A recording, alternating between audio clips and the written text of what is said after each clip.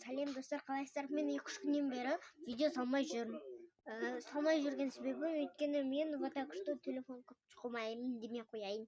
Вот так что ютубты ұмытып, тикток қарап, роблокс ойнап жүрмін. Сол кездерден бері видео түсіргім келіп жүрді. Вот так что бағана ғана видео салдым. Дәңелер ғана. Достар, өтінем, осы жылда хотя бы 500 оқырманға жетейікші, 500 лайкқа жетейікші, пожалуйста. Басқалар 20 мың анау сөйлеп жүр ғой. Қазақстанда 1 миллиондай адам бар ғой. 1 мың ба? 10 мың ба? Сондай бір көп.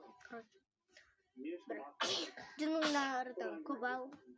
Сондай адам бар ғой. Пожалуйста, қазақты қолдап кетейікші, пожалуйста. Алдыңғы уақыттарда күшті видеолар түсіремін деп ойлаймын. Вот так что мен нағашыларымның үйіне келдім.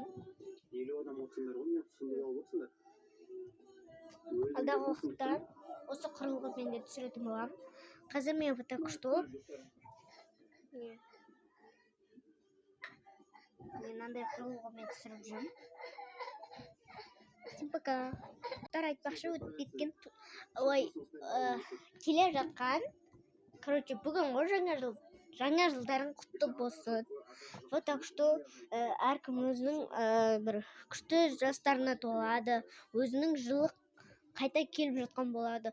Қазір енді жылқы жылында туған адамдарды қатты құттықтаймын. 12-ге 24-терге толып жатыр. Тіпті одан асып та жатыр адамдар. Енді балалар 12-ге толып жатыр. Кәмелеттік жасқа толмағандар.